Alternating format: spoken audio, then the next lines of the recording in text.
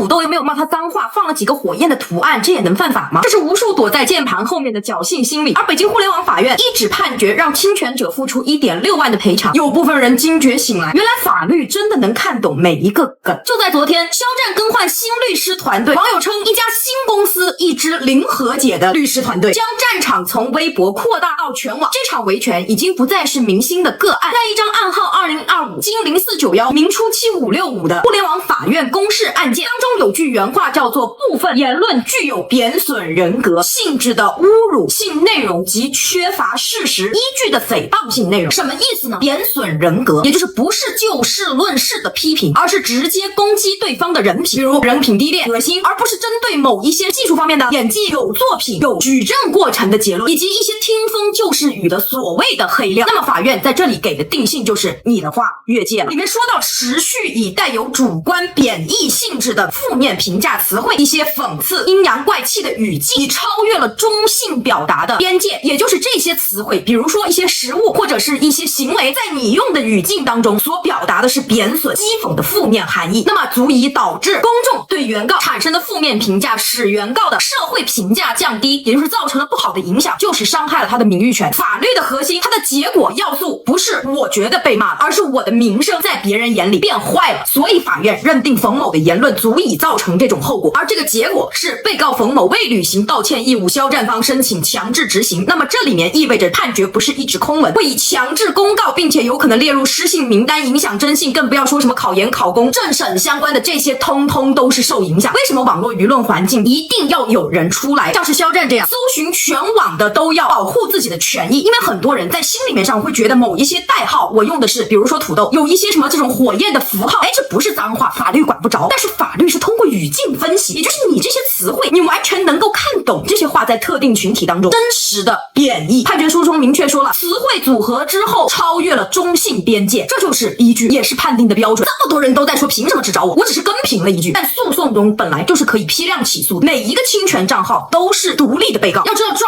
典型在司法实践当中是非常起效的，所以一定要谨记，法律不看你用什么词，只看你是否用词成刀。单个词或许是无罪的，但连续组合带有恶意的使用，这就是主动将中性词锻造成了可以伤人的武器。所以社会心理学当中对于这一套觉得自己很安全的理论是完全不存在的。在符号伪装之下，人们总觉得使用黑车暗号就能躲在玩笑的保护伞下，其实法律是通过整体的语境分析，能够穿透这种伪装，识别出词汇在具体社群中被赋予的真实恶意。那么在昨天，肖战工作室宣布将维权事务全权委托给新成立的浙江凌云西河律师事务所。该律所成立仅3个月，首次亮相便发布全平台的维权声明，对数十个长期侵权的账号提起诉讼。且新律所声明，对于重复侵权，也就是一而再再而三屡教不改的侵权账号重点追责。所以可以看到，肖战顶流这么多年，从这中性化词语的不当表达，1.6万的赔偿到全平台追责，肖战的维权的升级之路，也可以看到网络言论法治化的微观年史。他对抗的不是任何具体的人，而是那种认为匿名既无效、玩梗既免责的集体侥幸心理。每一份判决书的公开，每一次强制执行的公告，都是在为虚拟世界浇筑法律的基石。我们每个人都应该明白，我们的账号不是面具，而是我们法律身份的另一张面孔。最终维护的不仅是肖战或是某个明星的名誉，更是我们所有人得以安全理性发声的公共空间。都说顶级长相是雌雄难辨的，作为女娃炫技之作的肖战，应该是内娱唯一一位男女老少通吃的男明星了吧？但是司老师要给这句话泼盆冷水。大众口中的雌雄难辨，往往是把男生画得像女生，那是娘不叫美，或者也可以叫老娘我最美。真正的雌雄莫辨，在美学逻辑里是面部结构的极限拉扯。所以肖战这张脸为什么能统一内娱审美，是因为他身上同时存在3种不可能共存的矛盾。我们先看他的眼睛，很多博主会告诉你这是瑞凤眼，但他们不懂的是这双眼睛的线条走向其实非常分裂。你们看他的重睑线，线条非常的平顺，眼角却是锐利的，眼头有点微微下勾。这种线条在面部心理学里是攻击性的来源，但你们看他的下眼睑却是一个 S 型的弧度，也就是我们说的桃花眼特征，综合了眼角的攻击性。但是这双眼睛最绝的是它瞳孔位置，它其实是有点轻微的下三白的。别的明星静态下三白是清冷，是距离感，但他却因为下眼睑那条卧蚕的网兜感太强，把这个下三白反而转化成了一种悲悯感。上面面是刀锋般锐利，下方反而是丝绸承托住。所以当你凝视他的眼睛的时候，你会感觉到一种被审视的压迫感，但下一秒你又觉得他在向你求救。这就是为什么男女老少都吃他这套，因为男人看到的强，女人看到的弱。那第二层的矛盾是什么？一定是他重工业的骨相加轻工业的皮相，这也是他区别于所有韩系爱豆的核心。现在审美流行的是什么？是蘑菇，是一刀切，是清一色的糖三角，而且下颌支点都是高转角位呀。但肖战的下颌支架构非常重，他的拐点偏低并且方正，这块承重墙给了他极强的男性荷尔蒙底色，并且让他不管脸怎么瘦都不会垮，都不会飘。但恰恰就是这副偏重工业的骨架上，女娲却给他配了一套最轻盈的软组织，不光是他轻薄的全脂垫，更是他锐利的人中脊和清晰明落的 M 唇。这份锐角的细节打破了下颌角的沉闷，就像是在一座钢筋水泥的堡垒里开出了一朵精美的玫瑰花。这种微妙的反差会让你觉得它又可靠又柔和，就像那种心有猛虎细嗅蔷薇的感觉。第三层也是最难模仿的一点，就是他的笑容。我们常说帅哥不能大笑，就像纪凌尘一样，一笑就崩了，牙龈乱飞。但是肖战是出了名的笑容杀手，你们以为是牙齿好看吗？不全是，一定是他的提上唇鼻翼肌跟颧大肌的配合。你们可能听不懂，就好像普通人的笑容，他的肌肉力量是整张脸横向拉扯的，但是他的笑容是垂直向上的，而且哪怕笑得再大声，他的眼轮匝肌依然是收紧的，眼尾不会上吊，还是平行的，并且他的鼻翼也没有假性扩张。这种极其克制的肌肉走向中和了他笑容里的甜，留下的是清爽感。那回到开头，为什么说它是女娲的炫技之作？因为在遗传学和概率学上，所有的矛盾通常意味着冲突和丑陋。方下颌一般配着粗五官，大眼睛一般配圆脸，做线条上的呼应。但肖战这张脸把男性的骨骼架构和女性的五官精致度以及孩童般的肌肉动态三者强行且完美的融合在一起，这真的不叫整容模板了。因为医生能削掉你的骨头，但切不出这种对立统一的基因彩票。你们下期想听谁，可以把你的想法打在评论区。刚刚重磅官宣2026中国网络视听盛典2月7号，也就是腊月20，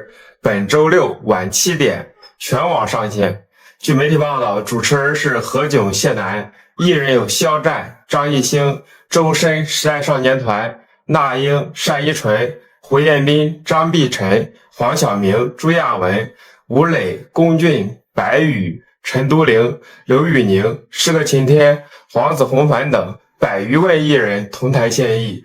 ，20余家平台集体创作，群星闪耀。周六见。